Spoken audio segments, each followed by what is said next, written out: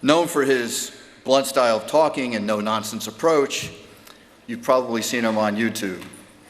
I don't think there's anybody that hasn't, but you're lucky if you don't know it. Christie's here live at Faith and Freedom. My friend, Christie.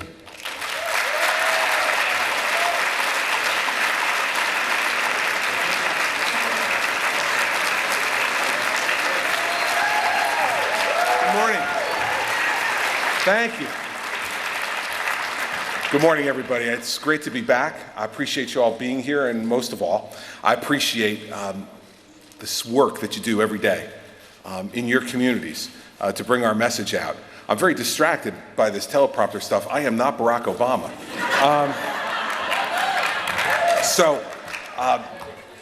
We'll do the best we can to ignore the plain glass plates in front of me and the politician's instinct to continue to look at them even though there's nothing there. That may be the way it happens with the president, too. I'm not sure. I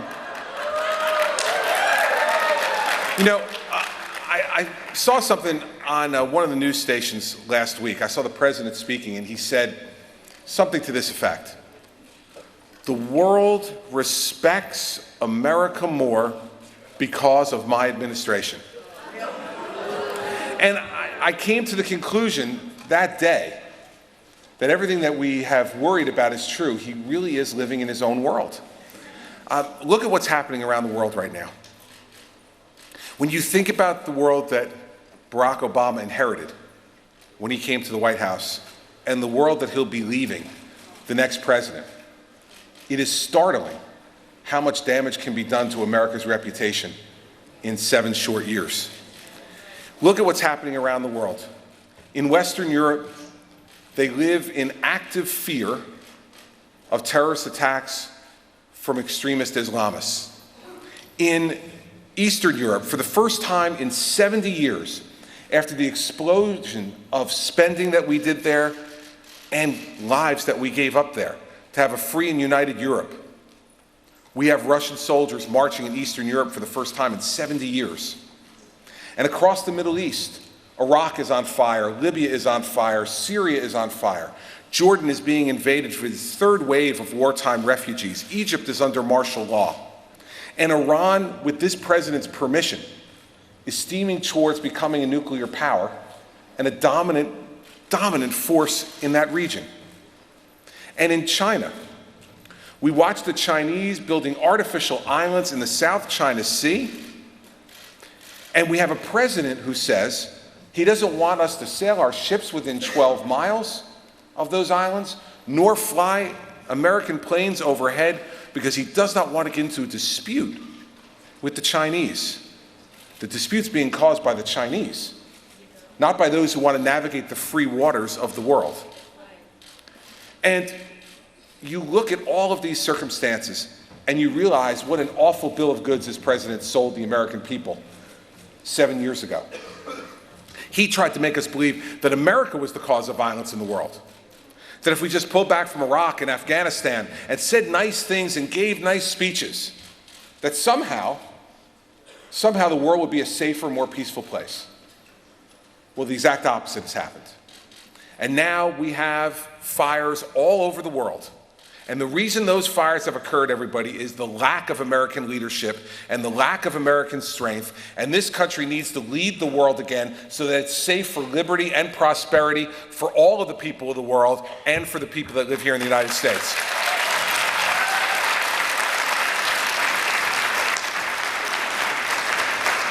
This president has diminished our military, both through actions that have hurt their morale, like the awful scandal at the Veterans Administration, where veterans who have come home have been denied the health care that they've been promised. That is a national disgrace, and this president has refused to fix it in a way that honors the service of our veterans.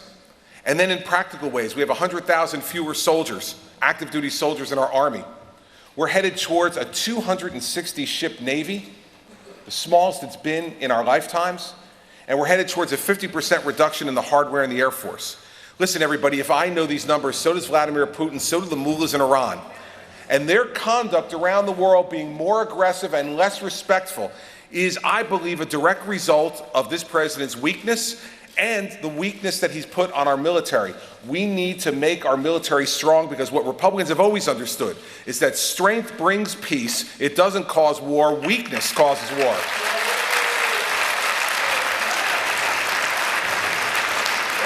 And speaking of weakness, let me say this.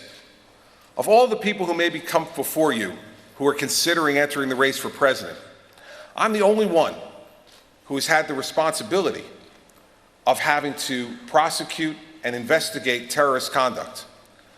I was appointed United States Attorney for New Jersey by President George W. Bush on September 10th, 2001. The next day, my wife went to work 2 blocks from the World Trade Center. And I was on the phone with her when the second plane hit the second building. She was assuring me that everything was fine and she was okay. The phone went out, she was evacuated, and for 5.5 hours I did not hear from her. I could tell you those were the longest 5.5 hours of my life, with our 3 young children wanting to know if Mom was okay. Well, thank God she was okay. But we lost one of our dear friends in our parish, in our town, that day in the World Trade Center. And our oldest son, his best friend, lost his father. We've watched that young man for the last 13 years and his siblings put up with the emptiness that can never be filled, the place of a parent that was lost much too young. You see, these things are not hypothetical to me. I live in the state that lost the second most people on September 11th, only less than the state of New York. And I went to the funerals of the people that we knew who were killed that day. And what the United States Congress has done in the last few weeks through their changing of the Patriot Act, I will tell you today, has made America weaker and more vulnerable. There is no excuse for taking legitimate tools away from our intelligence community in what is a dangerous and dirty world. And the fact is that if civil liberties are your concern, there are many ways for us to protect those civil liberties, and we have. I can tell you, I was a U.S. attorney who reviewed Patriot Act applications, who reviewed applications to the FISA court, and who brought the first terrorism case post 9/11 of an Indian-born British citizen who was trying to sell shoulder-fired missiles to what he believed to be a Yemeni terrorist group to shoot commercial airliners out of the sky at Newark Airport. We prosecuted him with the use of the Patriot Act. We convicted him, and he got sentenced to over 50 years in prison. And since he was in his early 60s, I don't think we're going to have to worry about him again. But here's the fact, everybody. Those tools allow us to do what President Bush instructed us to do after 9/11, which is to never let this happen again. If Congress is worried about civil liberties, as they should be, have aggressive congressional oversight. If they're worried about people going outside the line, then prosecute those people who go outside the line. But do not put the men and women in our intelligence community in harm's way, and do not make America weaker and more vulnerable when Al-Qaeda and ISIS are plotting and planning every day to attack and kill us just because we're Americans. These type of actions, I am telling you from experience, are short-sighted. And these same people who give these long speeches up on Capitol Hill, if God forbid there is another attack on this country, will be the first ones to haul the CIA director and the FBI director up to Capitol Hill, put them under oath, and excoriate them for not connecting the dots and preventing the attack, without for a moment understanding the hypocrisy that underlies that questioning, because they were the ones who made the job harder for these people to do. This is a fight we need to have, everybody, and this is a fight we better open our eyes wide to. This is not about politics. This is about life and death for our country, and I stand with keeping America safe and making America strong, and not giving political speeches on the floor of the Senate to raise money for a presidential campaign. That's where I stand.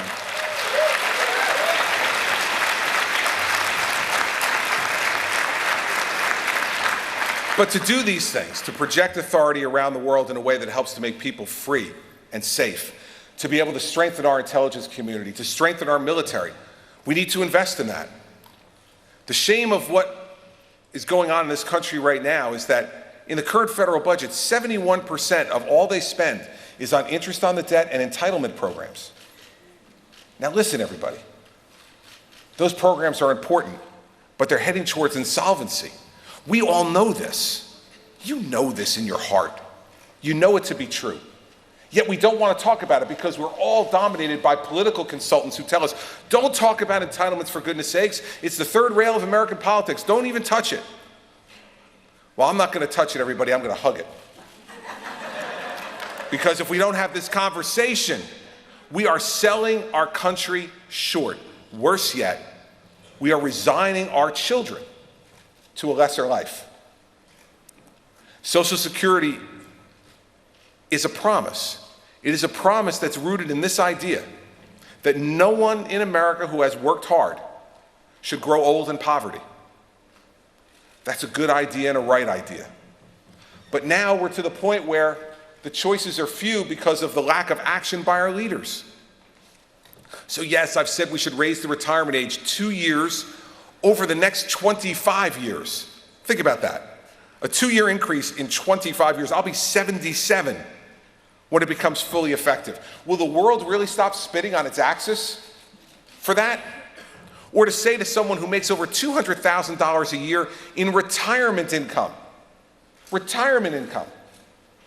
that maybe you don't need to get your Social Security check.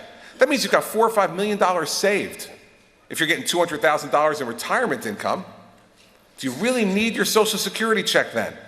Or is it better to leave that money for the person who really needs it, who's trying to figure out whether to pay the rent or to buy food or pay the heating bill or go to the doctor? You see, these programs, if we don't do this, you only have two other choices, everybody. Either insolvency, which is creeping up on us over the next 7 or 8 years, or a massive tax increase on all the American people, which would be damaging to our economy and hurtful to working families today. You see, our opponents on the Democratic side say they don't touch Social Security because they're for the working person. Baloney. They don't touch Social Security because they've polled it and they don't think it's popular. Well, here's what I think. Leaders are not supposed to follow polls. Leaders are supposed to change polls and lead by telling people what needs to be done.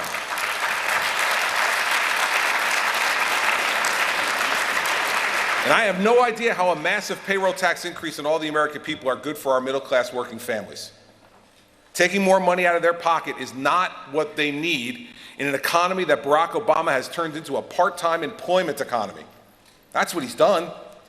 Since 2007, 4 million more people in America are working at part-time jobs, and 3.2 million fewer people are working at full-time jobs.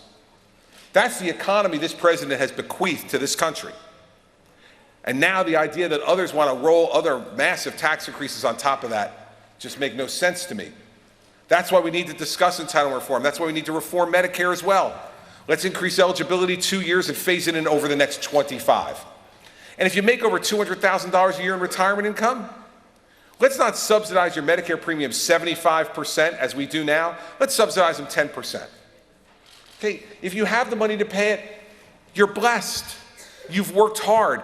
And this country has given you the opportunity to work hard, have a great idea, and have that success.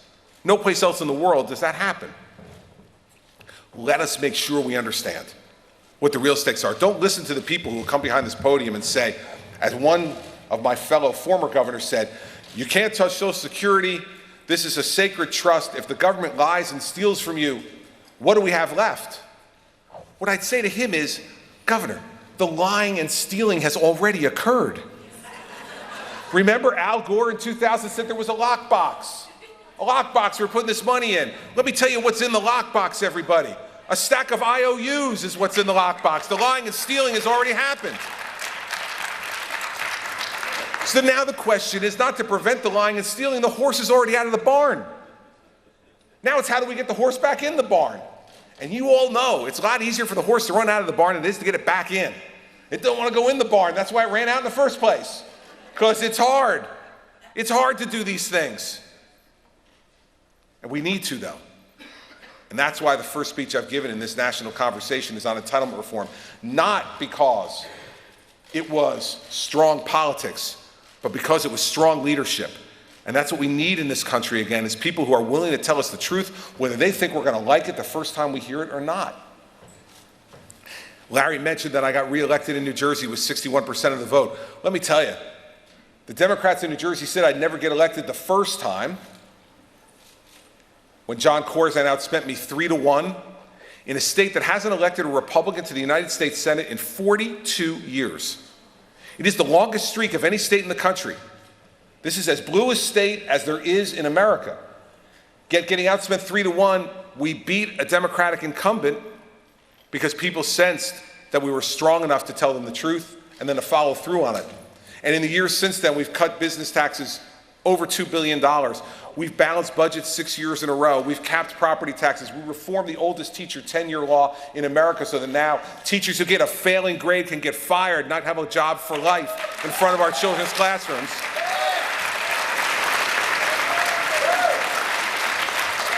And we've reformed a pension and benefit system that still needs more work, but is better than it was when I got there, and has now withstood a fight all the way to the New Jersey Supreme Court, who have now upheld those reforms and said, yes, workers need to pay more into their pension and cannot get cost of living adjustments anymore on the backs of hardworking taxpayers in my state. Those things were all accomplished, by the way, with a Democratic legislature. Not even close, everybody. 24-16 in the Senate, 48-32 in the lower house. These guys do not wake up every morning saying, how can we make Chris Christie happy today? Believe me. But it does not stop me from doing the things that I think are right, and does not stop me from compromising to be able to get things done. You need to do both. So when they send me Planned Parenthood funding year after year after year, and I am the first governor to ever veto Planned Parenthood funding out of the budget,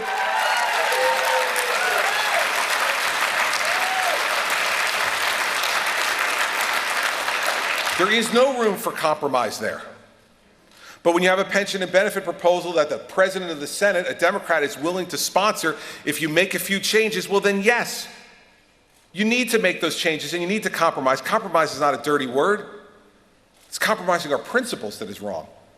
But our government is set up to force compromise. Listen, the people of New Jersey have now twice elected a conservative Republican governor and a liberal Democratic legislature. They're like the 13-year-old in the basement doing a science experiment. They say, let's mix these two things together and see what happens. But what's happened is in a state where in the 8 years before I became governor, we had 0 net private sector job growth. For 8 years, 0 net private sector jobs. In the 5.5 years since I've been governor, we have created now nearly 200,000 new private sector jobs in New Jersey. We took an economic basket case and put it on the road to recovery, and those 200,000 families who are now working, who were not working when I became governor, know the power of our ideas and how they work for our state and for our country. That's what we need to fight for, putting people back to work.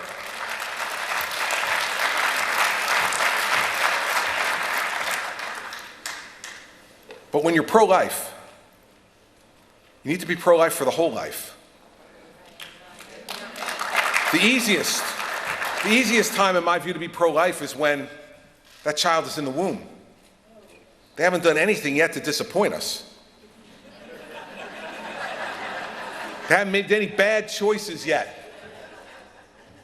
It becomes much harder to be pro-life when they're drug addicted on the floor of a jail cell.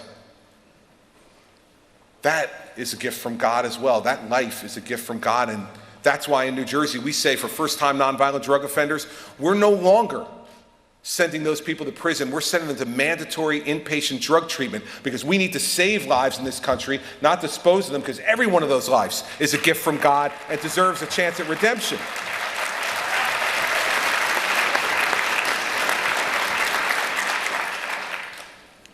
Life is precious.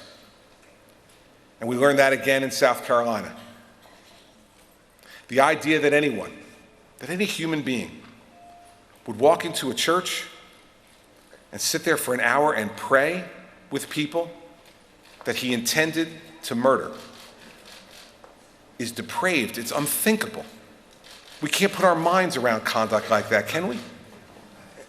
And so I want to conclude with this today. All the issues I just talked about and lots of others I didn't mention are really important to the future of our country. But there's nothing more important today than taking as many moments as you can to pray for the families of those victims. Good, decent people who care about their church, who love God and their families, who worked for their communities, who served in public life, who were cut down by someone who is depraved and disturbed and who seemingly has now confessed to the crime. In fact, even said he spared one of his victims and told her, "I'm not going to kill you because I want you to be alive to tell people what happened here." This type of conduct is something that only our display of our own love and good faith that's in our heart can change. Laws can't change this.